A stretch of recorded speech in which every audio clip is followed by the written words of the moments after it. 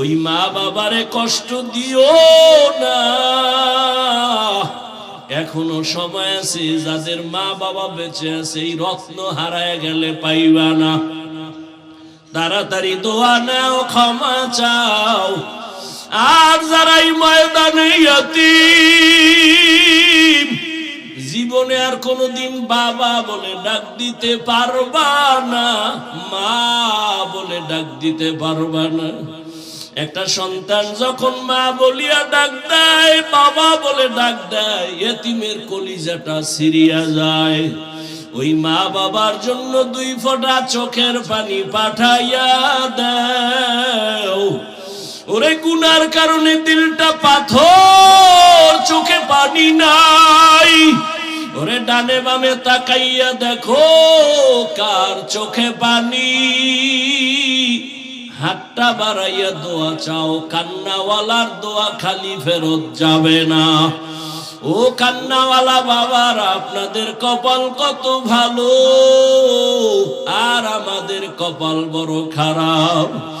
গুনার কারণে দিলটা পাথর, চোখে পানি নাই। গুনার কারণে আমার হাত না পাক, আমার চোখ না পাক, আমার জিহ্বা না পাক, আমার অন্তর না পাক। ও আল্লাহর বান্দারা, 2 ফোঁটা চোখের পানি ছেড়ে কাঁদো। আর মনে মনে আল্লাহকে বলো, আল্লাহ আর নামাজ ছাড়বো না, আর দাড়ি কাটবো না, বেপরদায় চলবো না, মা বাবার সাথে আর বেয়াদবি করব না, শিক্ষকের সাথে বেয়াদবি করব না, ওলামায়ে কেরামের পরামর্শ নিয়ে নবীর তরিকায় চলবো। তওবার নিয়ত যদি করতে পারো, আমার আল্লাহ রহমতের দরজা খুলবেন। ও আল্লাহর বান্দারা, জানি না কার কপাল ওমরের মতো খুলবে, আর কার কপাল আবু জাহালের মতো পুড়িয়া যাবে। ওমরের মতো বান্দা কপাল যদি চাও, কান্না করে 2 ফোঁটা চোখের পানি সারিয়া দাও। আর আমার গোপনে মনে মনে আমার আল্লাহকে ডাকো, আর বলো, আল্লাহ আর দাড়ি কাটবো না, আর নামাজ ছাড়বো না, আর বেপরদায় চলবো না। মা বাবার দোয়া নিয়ে, শিক্ষকের দোয়া নিয়ে, উলামায়ে কেরামের পরামর্শ নিয়ে চলবো। আল্লাহ আমাদের সবাইকে কবুল করেন, বলেন আমিন। এরে আল্লাহর গোলাম, রহমতের নবী আসলেন এমন এক জায়গায়, যেই জায়গার মানুষগুলো চরিত্রহীন, লম্পট। মক্কার মানুষ, এত বড় খারাপ মানুষ জমিনের আর কোথাও ছিল না। সেইখানে আমার নবী আসলেন। নবী আসার পরে দীর্ঘ 40 বছর রহমতের নবী একা একা থাকলেন। কালেমার কথা নাই, নামাজের কথা নাই, জিকিরের কথা নাই। দীর্ঘ 40 বছর পরে সৃষ্টির শ্রেষ্ঠ ব্যক্তি পাঠিয়ে দিয়েছেন। এবার কিতাব পাঠাচ্ছেন, কোরআনুল কারীম। মাত্র শুরু ইকরা দিয়া। 30 পারা কোরআনের প্রথম রাসূলের কাছে কোরআন আসে, ইকরা, সূরাতুল আলাক। কিন্তু কোরআন শরীফ খুললে দেখা যায় ইকরা প্রথম সূরা না, আলহামদুলিল্লাহি রাব্বিল আলামিন এটা প্রথম সূরা। ঠিক না? ব্যাখ্যার কোনো জবাব হবে না, প্রশ্নই থেকে যাবে, সুযোগ নাই। আবার কেউ বলেছেন, ইয়া আইয়ুহাল মুদ্দাসসির কুম ফাআনজির ওয়া রাব্বাকা ফাকাব্বির ওয়া সিয়াবাকা ফাতাহহির। এটাই হলো কোরআন নাজিলের প্রথম সূরা। প্রশ্নই থেকে গেল, তো আলাক কেমনে হলো প্রথম? প্রশ্ন থাকলো, জবাব হবে না। এই সূরার খালি প্রশ্নের জবাব দিয়া বয়ান করছিলাম আমগো কুয়াকাটা বাড়িতে 4.5 ঘন্টার কাছাকাছি। গত বছরের আগের বছর মনে হয় সম্ভব। ইকরা সূরা যদি প্রথম হয়, কোরআনের প্রথম সূরা আলহামদু হলো কেন? প্রশ্ন। কেউ বলেন ইয়া আইয়ুহাল মুদ্দাসসির প্রথম সূরা, যদি সেটাই হয় ইকরা প্রথম হলো কেন? প্রশ্ন। এবার আসেনি, ইকরা নাজিল হলো কেমনে? 40 বছর পরে, নবীজি 40 বছর পেরিয়ে গেল, এরপরে আল্লাহ নাজিল করা শুরু করলেন ইকরা দিয়া। প্রশ্ন আবার জটিল, কোরআন নবীরে 40-এর পরে দিলেন কেন, আগে দিলেন না কেন? নাম্বার 2, দীর্ঘ 40 বছর রহমতের নবী তো শিশু না, সব নবীদের থেকে, সব জ্ঞানীদের থেকে মহাজ্ঞানী আমার নবী। 40 বছর পর্যন্ত আল্লাহ কোরআন দেন নাই, নবীরও দাওয়াতের কাজ নাই। 40-এর পরে কোরআন আসছে, দাওয়াত শুরু হয়ে গেছে। তাহলে 40-এর পরে দিলেন কেন, আগে দিলেন না কেন? নাম্বার 2, 40 বছর পর্যন্ত নবী করলেন কি? রহমতের নবী দীর্ঘ বছর বাইতুল্লাহ থেকে একটু দূরে হেরা পাহাড়, ওই পাহাড়ে যাইয়া, উঁচা অনেক বড় পাহাড়, রহমতের নবী পাহাড়ে উঠিয়া, এখন তো হাজী সাহেবরা গেলে সিঁড়ি আছে, গত বছর দেখে আসলাম গাড়ি নিয়ে উঠার মতো রাস্তা বানাচ্ছে। যত ভোগবিলাস তত আরাম, কিন্তু বরকত কম। কষ্ট করে যেই কাজ হয়, যেই জিনিস কষ্টে তৈরি হয়, এটার মূল্য বাড়ে, মজাও বাড়ে, মহব্বত বাড়ে। কষ্ট নাই, জিনিসের মূল্য কম। দেখেন না, সব এখন আগুন দিয়া কারেন্টে ভাত রান্ধে, ফ্রিজিং খানা আপডেট হয়ে গেছে, কিন্তু কপাল ফুটছে, শরীর দিন দিন খালি দুর্বল, মরা মরা অবস্থা। ভাইরা আমার, দীর্ঘ 40 বছর রহমতের নবী হেরা পাহাড়ে উঠা, আবার ভেতরে নাইমে একটা গর্ত আছে, একজন দাঁড়াইয়া নামাজ পড়তে পারে। নবী ওখানে বসে বসে সপ্তাহে সপ্তাহ আল্লাহর ধ্যানে সময় কাটাইতেন। সুবহানাল্লাহ বলবেন না? ঘুমাইলে কোন মোনাজাত দিয়ে দিই।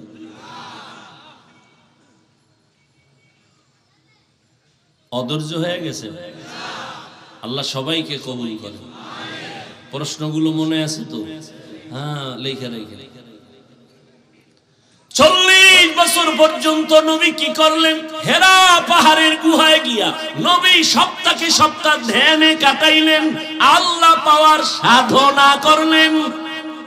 এবার আপনাদের কাছে প্রশ্ন, পারলে জবাব দিবেন, না পারলে চুপ থাকবেন, বাজে কথা বলবেন না। বলেন, বাইতুল্লাহর দাম বেশি না হেরা পাহাড়ের দাম বেশি? বলেন। ওরে, বাইতুল্লাহর দাম তো কোরআনের মধ্যে স্বীকৃত, ইন্না আউওয়ালা বাইতিন উযিআ লিন-নাস লাল্লাযী বিবাক্কাতা মুবারাকাও ওয়া হুদা মুবারাকাও ওয়া হুদাল লিল আলামিন।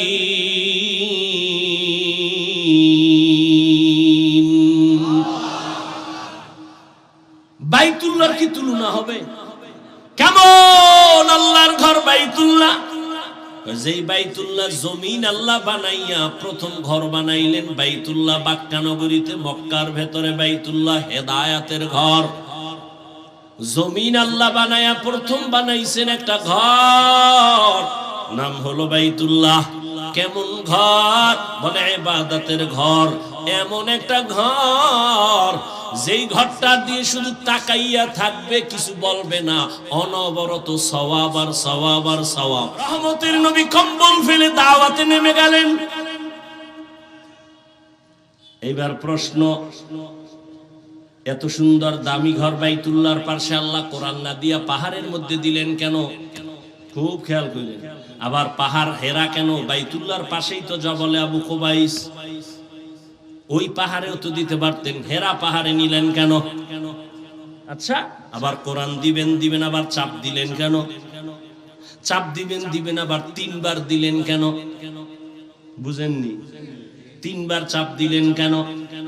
আল্লাহ তো নিজেই বলছেন, লা তুহাররিক বিহি লিসানাকা লিতাজালা বিহি ইন্না আলাইনা জামাআহু ওয়া কুরআনা। আমি কোরআন আপনার সিনায় ঢুকায় দেব, আপনার কষ্ট করা লাগবে না। সেই নবীকে আবার কেন এত চাপ দিয়া জ্বর উঠায় দিলেন?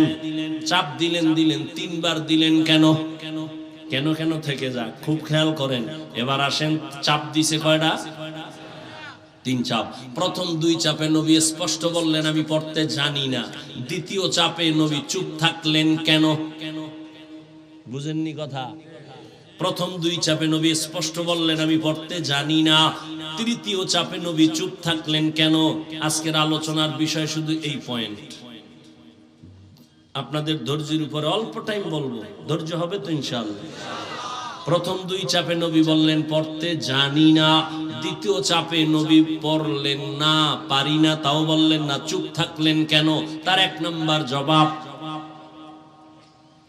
রহমতের নবীর সামনে রেশমি রুমালে আয়াত 5টা লেখা ধরেছে আর বলছে নবী বলেন ইকরা। নবী বলেন আমি পড়তে জানি না। কেন? নবী তো উম্মি। নবী কি? ওয়াল্লাযী বা'সা ফিল উম্মিয়্যিনা রাসূলাম মিনহুম ইয়াতলু আলাইহিম আয়াতিহি ওয়া ইউযাক্কিহিম ওয়া ইউআল্লিমুহুমুল কিতাবা ওয়াল হিকমা ওয়া ইন কানূ মিন ক্বাবলু লাফি যালালিন মুবিন। নবী আমার উম্মি মানে কি নবী মূর্খ? হ্যাঁ, এই জন্যই তো আহলুল্লাহর সোহবত দরকার,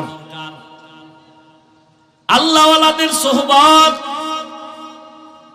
কোন আল্লাহওয়ালারে মুরব্বি না বানাইয়া ইন্টারনেটের মুরব্বি বানাইলে মরার আগে কপাল খারাপ। আমরা এখন ইন্টারনেটের মুরব্বি বানাই নিছি। আল্লাহ হেদায়েত দান করেন। আল্লাহ সবার আগে আমাকে হেদায়েত দান করেন। আপনাকে হেদায়েত লাগবে তো বললে নেন, কত আর আমাকে থেকে দোয়া ফাও নিবেন। আর এখন অন্যের জন্য দোয়া করাও বিপদ, করলেই মামলা। অন্যের জন্য দোয়া করলে মামলা হয়। এই জন্য দোয়া কমায় দিস। আমার হেদায়েত আমি চাই নিলাম, আপনার লাগলে আপনারটাও বলে ফেলেন।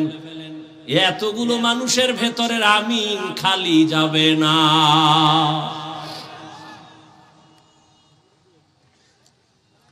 এরে আল্লাহর বান্দারা, এই এতগুলো মানুষের আমিন খালি যাইব, এই মানুষটির কি বাদ দিয়ে বন যায় রাখবো?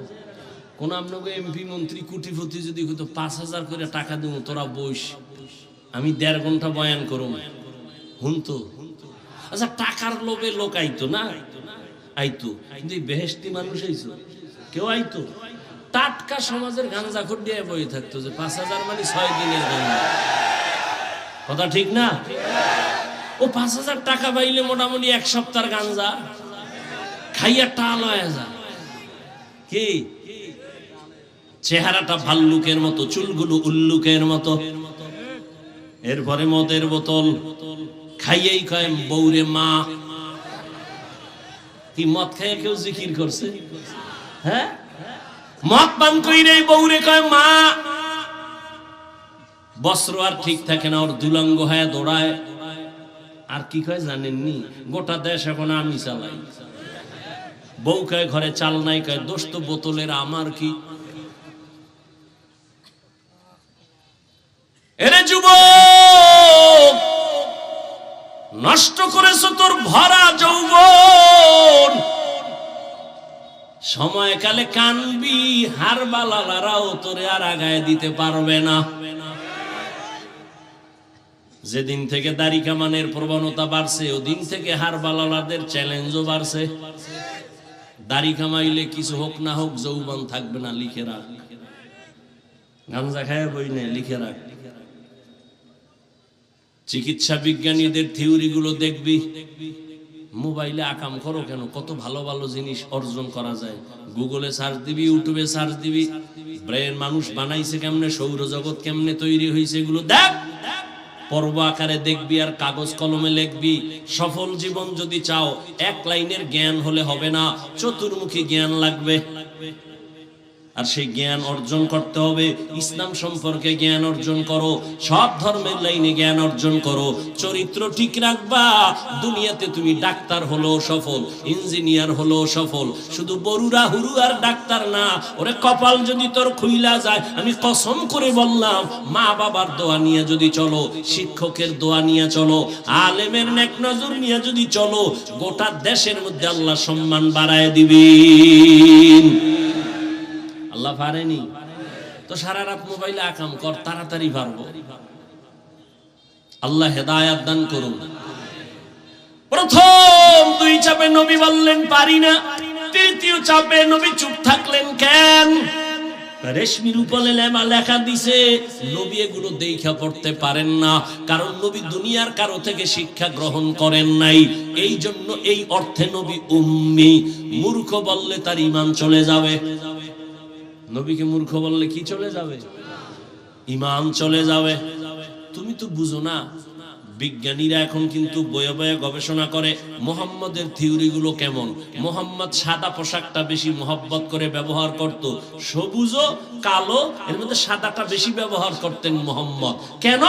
গবেষণা করেছে চিকিৎসা বিজ্ঞানী। মুহাম্মদ মেসওয়াকের হুকুমের উপরে তাকিদ দিলেন কেন? মৃত্যুকালেও মেসওয়াক নিয়ে ডাকলেন আয়েশাকে, কারণটা কি? সবগুলো গবেষণা করে করে করে বিজ্ঞানীরাও কয় মুহাম্মদের প্রত্যেকটা থিওরি আখিরাতের লাইনে সফলতাই না, দুনিয়াতে শরীরের জন্য মহা ঔষধ। মহা ইমামুল আউয়ালিন আল আখিরিন বাহরে সাদকা রাহমাতাল লিল আলামিন মান আহাব্বা সুন্নতি কওলে রাসূল মজদায়ে কানা মাই হাম কুন কবুল। প্রথম দুই চাপে নবী না পারার কারণ আমি পড়তে জানি না, এগুলো দেখাইলে কি লাভ হবে? এজন্য নবী বলেন আমি পারি না। হ্যাঁ, এবার একটা প্রশ্ন আছে, ছাত্র কিছুই পারে না, যখন আমরা পড়াইতে বসি কিচ্ছু পারে না, আমি বললাম পড় আউযু বিল্লাহি মিনাশ শাইতানির রাজিম, তখন পারে না। তখন ছাত্র আউযু বিল্লাহি মিনাশ শাইতানির রাজিম পড় আলিফ, ছাত্র পড়ে আলিফ। তাহলে প্রশ্ন তো হয়, জিবরাইল যখন পড়ে দিলেন ইকরা বিসমি রাব্বিকাল্লাযী খালাক, নবী তো বলতে পারতেন, শুনে শুনা নবী বললেন না কেন? এ হলো এক জবাব। নবী বলেন আমি না বলার কারণ, প্রথম শুধু ইকরা বলা হয়েছে, কার নামে পড়ব বলা হয় নাই, এজন্য প্রথম দুই চাপে পড়ি নাই। তৃতীয় চাপে একদিকে আমি অসুস্থ, কি পড়ব জানা নাই, আর চুপ থেকে সমর্থন দিলেন রবের নামের পড়া ধরো, রবের নাম ছাড়া সব পড়া ছাড়ো। দুনিয়াতে পড়া লেখা আছে দুই লাইন, রবের নাম সহ, রবের নাম ছাড়া। রবের নাম ছাড়া যত লেখাপড়া এগুলোকে বলে জেনারেল শিক্ষা, জাগতিক শিক্ষা, দুনিয়ার শিক্ষা, ঠিক নেই? আর রবের নামের পড়াটাকে বলে কোরআনের শিক্ষা, ইসলামী শিক্ষা, ধর্মীয় শিক্ষা, পরকালীন শিক্ষা। এবার আসেন ধর্মীয়। আরে আল্লাহর নাম বাদ দিয়া লেখাপড়া করলে বান্দা কি হতে পারে? সব হতে পারে, ডাক্তার, ডক্টর, ইঞ্জিনিয়ার, প্রফেসর, সাংবাদিক, সাহিত্যিক, সব। কিন্তু মানুষ হতে পারে না। কি হতে পারে না? খুব খেয়াল করেন, রাগ করেন না কিন্তু, অর্ধেক শুনে রাগ করেন না, খুব খেয়াল করে। আল্লাহর নাম বাদ দিয়া লেখাপড়া করলে বান্দা সব হতে পারে, কি হতে পারে না? মানুষ হতে পারে না। ডাক্তার হতে পারে, ইঞ্জিনিয়ার হতে পারে, প্রফেসর হতে পারে। এই যুবকেরা উলো কেন? ছেড়ে দেবো? এ তো গুছায় নিয়ে আসছি তো কাছাকাছি, একটু সবাই নিয়ে আল্লাহর কাছে দোয়া করুন। একটু সময় দিবেন না? দিছেন তো, অনেকই তো দিছেন। সেই দুপুর থেকে বয়ে দিয়েছেন, সেই মাগরিব থেকে বসা। কত বসা যায়? নিম্নচাপ আছে না? নিম্নচাপ শুরু হইলে কি আর উষ্ঠায়?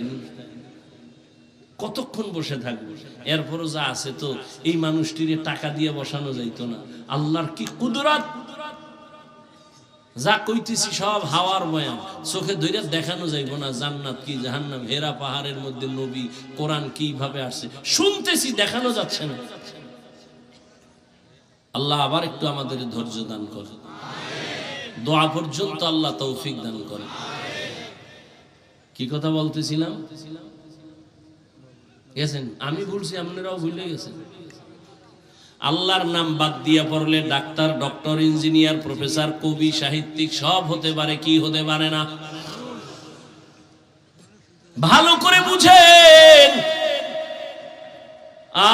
আপনার একটা সন্তান স্কুলে যখন পাঠাবেন, ওখানে গিয়া পরে সর অজগর পড়েনি, সরায়া আফা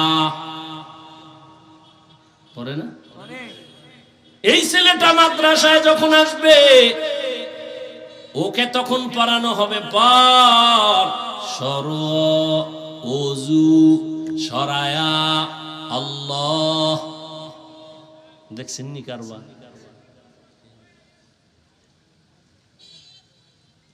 লেখাপড়ার ধ্বংসের পথে চলে গেছে।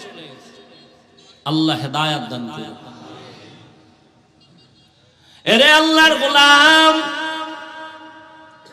পাগল জেনারেল লাইনে পড়ায়া বড় শিক্ষিত বানাবে। শিক্ষিত এমন হওয়া হইছে এখন, মায়ের সাথেও কথা কয় শুদ্ধ করে। মায়ের সাথে মা যেই ভাষা সহজে বুঝে ওই ভাষায় কথা বলা আদব, ভিন্ন ভাষায় কথা বলা বেয়াদবি। গ্রামের মা, তুমি ঢাকার ছেলে, শুদ্ধ কথা বইলা মায়ের সাথে চালাকি চলবে না। মা গ্রাম্য ভাষা যেটা বুঝে ওইটা কইবা তাড়াতাড়ি, শুদ্ধ কওয়া বেয়াদবি। মা যেটা বুঝে ওই ভাষা বলা আদব।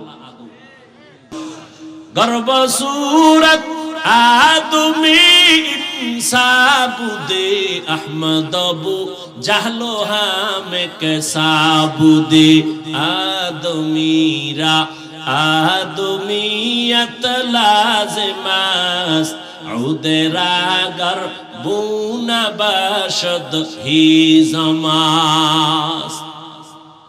লেখাপড়া আপডেট, ফ্রি মাইন্ড চলতেছে, ডোন্ট মাইন্ড আর ফ্রি মাইন্ড।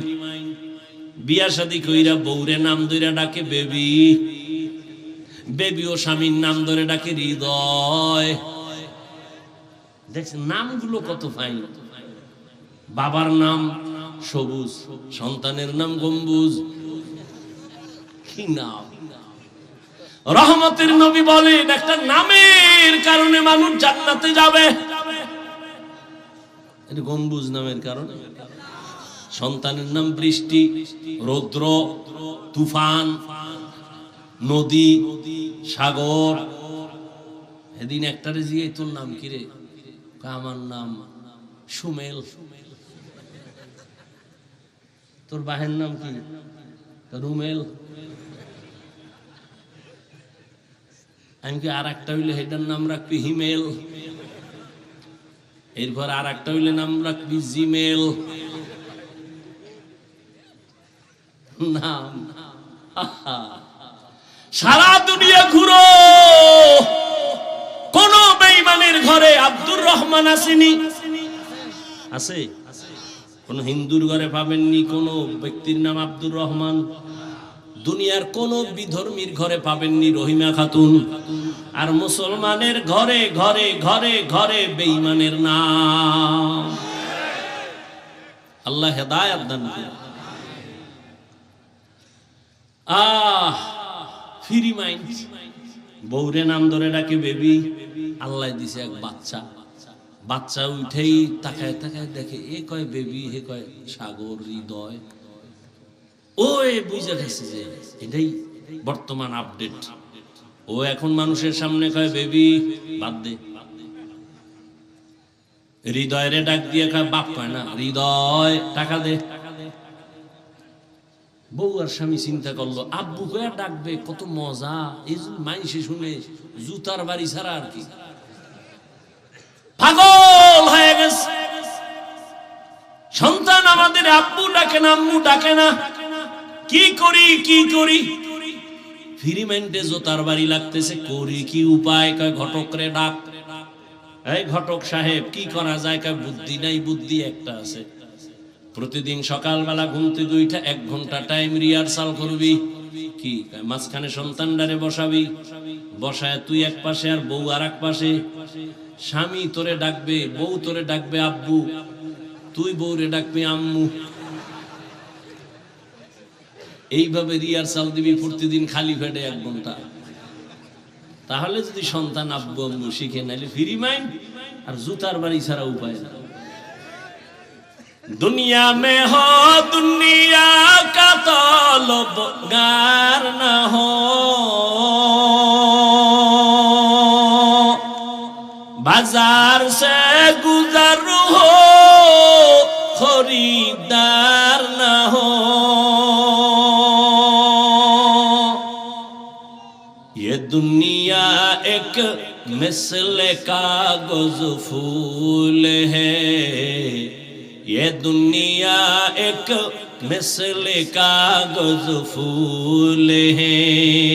जिंदगी में बंदगी तार नहीं, जिंदगी बे बंदगी शर्मिंदा है, जिंदगी बे बंदगी शर्मिंदा है। रहमतेर नबी प्रथम दुई রাত চাপে না বললেন, পারি না বললেন কেন? রবের নাম নাই, রবের নাম ছাড়া পড়ায় কোনো লাভ নাই। তাহলে উদাহরণ দুইটা দিলাম, রবের নাম ছাড়া পড়লে সব হতে পারে, কি হতে পারে না? এবার জটিল প্রশ্ন, আমার কলেজ ভার্সিটির ছাত্র ভাইরা রাগ হয়ে বসে আছে, তাকে আমরা মানুষ না। জবাব নাও বাবা, তোমার জবাব বলো। স্কুল কলেজের ছেলে মেয়েরা জানেনি মাকে বিবাহ করা হারাম? জানে? যে বলো তোমার স্কুল কলেজের ছেলে মেয়েরা জানেনি বিবাহ ছাড়া সন্তান জন্ম দেওয়া হারাম? যদি বলো জানে, আমি বলবো তারা মানুষ। আর যদি বলো জানে না, আমি বলবো তারা মানুষ না। তবে প্রশ্ন থেকেই যায়, মাকে বিয়ে করা হারাম, বিবাহ ছাড়া সন্তান জন্ম দেওয়া যে হারাম, এই বিধানটা কি কলেজের বই বইরা পাইছে? না। কোথায় পাইছে? অবশ্যই কোনো না কোনো ওয়েতে গিয়া কোরআনের ছোঁয়া পাইয়াই শিখছে। তাহলে ফলাফল কি দাঁড়াইলো? মানুষ হতে হলে আল্লাহর নামের পড়া ছাড়া কোনো পড়া নাই। ও যুবক, তুমি স্কুলে পড়ো, কলেজে পড়ো, চাকরি করো, ব্যবসা করো, ডাক্তারি পড়ো, ইঞ্জিনিয়ারিং পড়ো, তোমার কোনো বাধা নাই।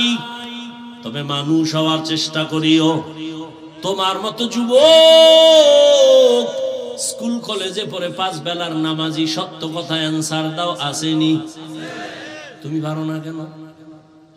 অবশ্যই তোমার কপালে কারো অভিশাপ লাগছে। তোমার মতো যুবক র‍্যাব, আর্মি, পুলিশ, বিডিআর এর চাকরি করে, নামাজ ছাড়ে না, বলো বাবা তুমি কেন পারো না? তোমার মতো যুবক জীবনে কোনোদিন আলিফ বা তাও পড়ে না, রাস্তায় গাড়ি চালায়, 1 বেলার নামাজ বাদ দেয় না, বলো বাবা পাও দইরা বলি তুমি কেন পারো না? তোমার কপালে কার বরদোয়া লাগাইছো? তোমার মতো যুবক doctor, professor, engineer, OC, DC, SP 5 বেলার নামাজ পড়ে, কৃষি কাজ করে, নামাজ ছাড়ে না, নদীর মধ্যে মাছ ধরে, নামাজ ছাড়ে না, তুমি কেন পারো না? ও আমার যুবক বাবারা, আসলে তুমি কি ভাবছো আমরা হাফিজুর রহমান সহ আমরা হুজুরেরা সব ভুলে, তোমরা সঠিক? যদি বলো হ্যাঁ, তো কোরআন শরীফ থেকে একটা ভুল বের করে দাও যে হুজুর তোমরা ঠিক না আমরা ঠিক। একটা ভুল বের করে দাও, আমি এখন দাড়ি কেটে ফেলবো, নামাজ রোজা বাদ দিয়া, প্যান্ট শার্ট টাই লাগাইয়া রাস্তায় নাইমা তোমার মতো নাচ গান করবো। আর যদি বলো না হাফিজ ভাই আপনারা উলামায়ে কেরামরা সঠিক পথে আছে আর আমরা শয়তানের ধোকায় পড়িয়া ভুলের পথে আছি, তোমাকে গালি নাই, ঝগড়া নাই, আমি কলিজা দিয়া তোমাকে বলবো পা দুটো যদি আগাইয়া দাও আমি তোমার পায়ে হাত রেখে বলবো আর দাড়ি কাটিয়া আমার নবীরে কাদাইও না, নামাজ বাদ দিয়ে আমার আল্লাহকে আর বেজার করিও না। এই বেটা, জীবনে তো কম নামাজ ছাড়ো নাই, আর কতদিন নামাজ বাদ দিলে তোর মনের আশা মিটবে, তারপরে তওবা করবি? জীবনে তো কম পার্কে পার্কে ঘুরো নাই, আর কতদিন পার্কে গেলে তোর মনের আশা মিটবে, তারপরে তওবা করবি? ও যুবক, জীবনে তো কম দাড়ি কাটো নাই, আর কতদিন দাড়ি কাটলে তোর আশা মিটবে, তারপরে তওবা করবা? ও আমার কলিজার যুবক, জীবনে তো কম মাইয়ার চরিত্র নষ্ট করো নাই, আর কতদিন এই কাজ করবা, তারপরে তোমার আশা মিটবে, তারপরে তওবা করবা? এবং এটাও বলো তোমার হায়াতের আর বাকি আছে কয়দিন? মহামারী করোনায় দেখলাম যুবকের লাশ ছাত্র জনতার বৈষম্য বিরোধী আন্দোলনে তাকায় দেখলাম যুবকের লাশ, সারি সারি যুবকের লাশ, ডেঙ্গুতে যুবকের লাশ, ঘুমের বিছনায় মরা যুবকের লাশ। ওই কুমিল্লা রোডে যাইতেছি, রাস্তার গাড়ির চাকার তলে পইরা গেছে কে? যুবকের লাশ। মরণ ফাঁদের আর এক নতুন নাম বাইক। এটা হলো নতুন এক মরণ ফাঁদ। কি এটার উপরে বইলেই শরীরে খালি আগুন আগুন না। আবার যদি পেছনে কোনো বিপরীত পার্স বসে তো আরো আগুন। ঠিক নি? ঘুমের তুই টাকা আম্মু কি কয় বরুরা বাজারে যাব কেন? কয় বন্ধু আসছে, টাইম কত? কয় 1 ঘন্টা। ধাম করে মোটর সাইকেল নিয়ে দৌড়, 1 ঘন্টার কাটা ঘুরিয়া 3 ঘন্টা মায়ের অন্তরে একটা বাড়ি মারছে। কই মা মোবাইল ওপেন করলো, রিসিভ হয় না, কল দেয় কেউ ধরে না। হঠাৎ করে একটা অচেনা কণ্ঠ, কে তুমি? আমি মোবাইল ওয়ালার মা। ওর কি বাবা নাই? আছে, দাও। বাবারে গিয়া কয় দাও, তোমার ছেলের মোবাইল কে জানি ধরছে, ধরো। মায়ের কলিজা ছটফট করে। হঠাৎ করে কয় তুমি কি মোবাইল ওয়ালার বাবা? কয় হ্যাঁ। বাড়ি কই? বরুয়া বাজারের পাশে। কয় তাড়াতাড়ি লাশটা নিয়ে যাও, বাইক এক সাইডে পড়ে আছে, লাশটা রাস্তার আর এক পাশে। মিথ্যা বলতেছি? ইদানিং কালে যুবক মরে বেশি এবং সুস্থ মানুষ মরে বেশি, অসুস্থরা কম মরে। ডাক্তার কয় অসুস্থ যত পারো খাওয়ায় দিয়ে মইরা যাইব, কিন্তু দেখা যায় ওই অসুস্থ রোগী হাতে লাঠি নিয়ে দৌড়ায় হাঁটে, আর সামনে তার সুস্থ মানুষটাই ঠাস করে মরে যায়। কি বলে? স্ট্রোক করে। কেন? কয় মোবাইল চালায়, মোবাইল দেখতে দেখতে মাথা গরম, মেধা গরম, কিডনি দুর্বল, হার্ট দুর্বল, চোখের পাওয়ার কম, কানের পাওয়ার কম, মোবাইলে সব ধ্বংসের কারণ। এরে আল্লাহর বান্দা, কয়দিন আর হায়াত? পায়ে হাত রেখে বলি রে যুবক, এখনো সময় আছে, তওবা করে নাও। ঢাকা কলেজে যা, কুমিল্লা ভার্সিটি গিয়ে দেখ কত সুন্দর ক্লাস করে যুবক। মাথায় পাগড়ি, বড় দাড়ি, বড় জামা, পেছন দিক দিয়ে তাকাইলে মনে হয় যেন এক বড় মসজিদের খতিব।